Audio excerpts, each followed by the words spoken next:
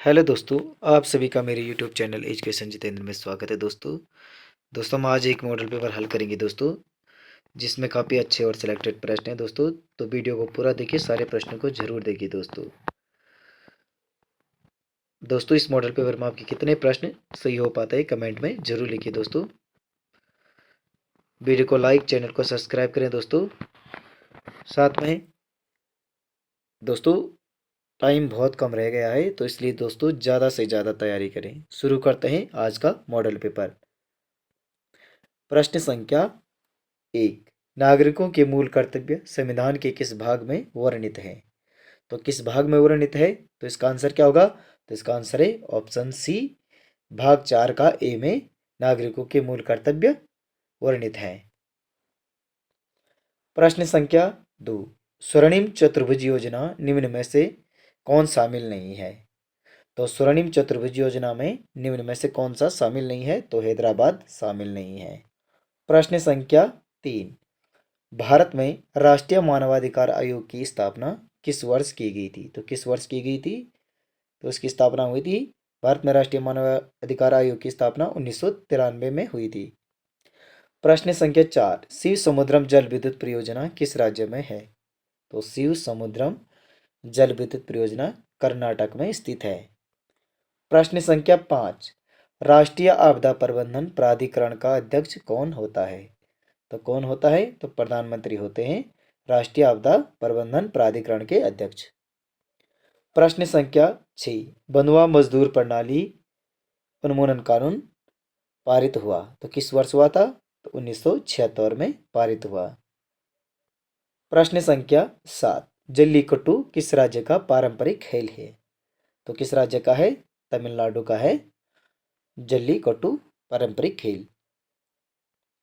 प्रश्न संख्या 8। किस प्रकार की मुहरें सिंधु घाटी सभ्यता और मेसोपोटामिया के मजबूत रिश्ते को बताती हैं? तो बेलनाकार मुहरें। प्रश्न संख्या 9। अटल पेंशन योजना में सम्मिलित होने की आयु है? तो 40 वर्ष। प्रश्न संख्या 10। ज्वारी नाम है? तो एक नदी का नाम है ज्वारी। प्रश्न संख्या 11। भारत की केंद्रीय मंत्रिपरिषद किसके प्रति उत्तरदायी है? तो भारत की केंद्रीय मंत्रिपरिषद किसके प्रति उत्तरदायी होती है? तो लोकसभा के प्रति होती है। प्रश्न संख्या 12। धुआंधार जलप्रपात स्थित है नर्मदा नदी पर। प्रश्न संख्या 13। विश्व व्यापार संगठन में वर्तमान सदस्य देशों की संख्या है? तो 164 है। प्रश्न संख्या 14। शिवाजी की राज्याभिषेक का वर्ष है? तो 1674 में शिवाजी के राज्याभिषेक हुआ था। दोस्तों वीडियो को लाइक, चैनल को सब्सक्राइब भी करते जाइए साथ में। प्रश्न संख्या 15। झेलम नदी का प्राचीन नाम क्या था? तो क्या था? वितिस्ता था। प्रश्न संख्या 16। भोपाल गैस त्रासदी किस तिथि को घटित हुई थी? तो किस तिथि को घटित हुई थी? तो 3 दिसंबर 1984 को भोपाल गैस त्रासदी घटित हुई थी। प्रश्न संख्या 17। भारत में केंद्रीय मरुस्थल क्षेत्र शोध संस्थान कहाँ स्थित है? तो कहाँ स्थित है? तो जोधपुर में स्थित है केंद्रीय मरुस्थल क्षेत्र शोध संस्थान। प्रश्न संख्या 18। विश्व में सबसे लंबी जहाजी नहर कौन सी है? तो सफेद समुद्र बाल्टिक नहर है। प्रश्न संख्या 19। खनावा की लड़ाई में राजपूतों और बाबर की लड़ाई में राजपूतों का मुखिया कौन था? तो कौन था राजपूतों का मुखिया? तो राणा संग्राम सिंह था। प्रश्न संख्या 20। कौन से मुगल सम्राट ने तंबाकू के प्रयोग पर रोक लगाया था? तो जहांगीर ने लगाया था तंबाकू के प्रयोग पर रोक। प्रश्न संख्या 21। विश्व मानक समय है? तो ग्रीनविच है। प्रश्न संख्या 22। भारत में प्रथम तेल कुआं खोदा गया था? तो डिगबोई में खोदा गया था प्रथम तेल कुआं। प्रश्न संख्या 23। जल मेट्रो परियोजना वाला भारत का पहला शहर कौन सा है? तो कोची है।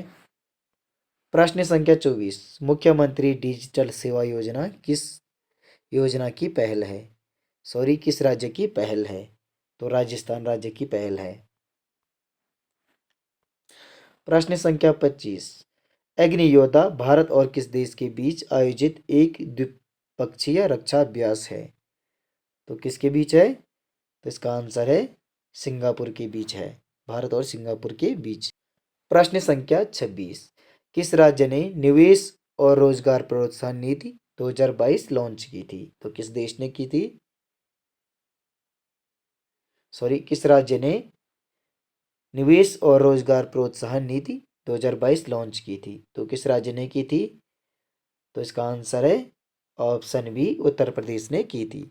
प्रश्न संख्या 27, उत्तराखंड के निम्नलिखित में से किस मेले में पाषाण युद्ध की परंपरा है? तो किस मेले में पाषाण युद्ध होना था, यहाँ पे भाषण हो गया, पाषाण युद्ध की परंपरा है?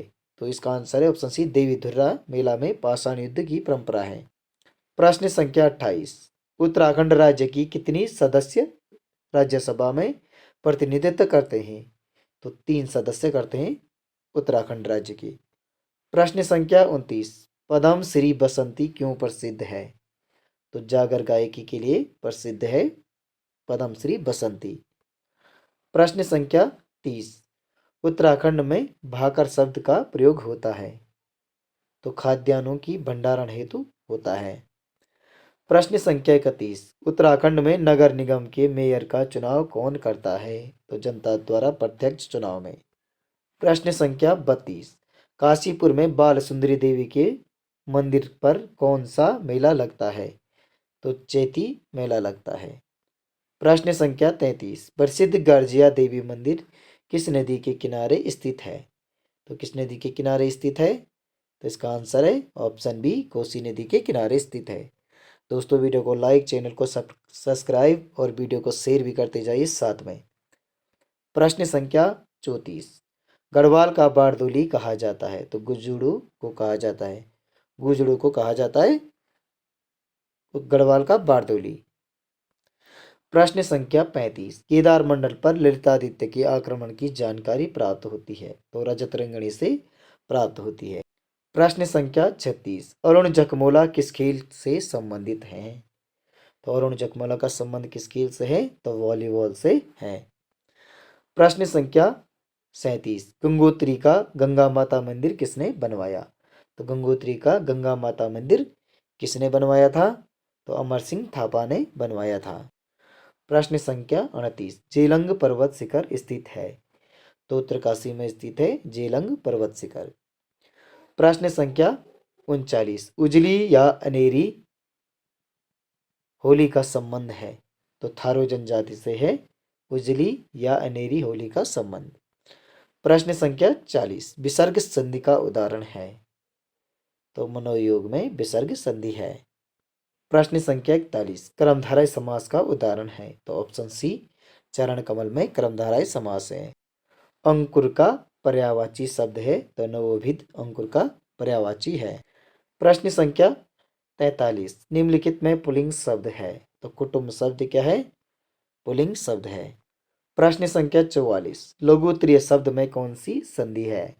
तो कौन सी संधि है लघुत्तरीय शब्द में? तो इसका आंसर है ऑप्शन डी, दीर्घ संधि है। प्रश्न संख्या 45, औलाद किस भाषा का शब्द है? तो औलाद किस भाषा का शब्द है? तो अरबी भाषा का शब्द है औलाद। प्रश्न संख्या 46, अवनी शब्द का विलोम है? तो अवनी शब्द का विलोम क्या है? तो अवनी का विलोम शब्द है अंबर। प्रश्न संख्या 47, कम खर्च करने वाले के लिए एक शब्द है? तो कम खर्च करने वाले के लिए एक शब्द है मितव्ययी। प्रश्न संख्या 48, निम्नलिखित में से कौन सा शब्द सदैव एक वचन में प्रयुक्त होता है? तो वर्षा शब्द सदैव एक वचन में प्रयुक्त होता है। प्रश्न संख्या 49, खिचड़ी पकाना मुहावरे का उपयुक्त अर्थ है? तो कोई षड्यंत्र रचना, कोई षड्यंत्र करना खिचड़ी पकाने का मुहावरे का अर्थ है। प्रश्न संख्या 50, निम्नलिखित में से एक अव्यय शब्द है? तो इति शब्द क्या है? अव्यय शब्द है। तो दोस्तों आपको यह मॉडल पेपर कैसा लगा कमेंट में जरूर लिखिए। दोस्तों वीडियो को लाइक, वीडियो को सब्सक्राइब, चैनल को सब्सक्राइब करें। दोस्तों मिलते हैं अगली वीडियो में अगले मॉडल पेपर के साथ। धन्यवाद दोस्तों।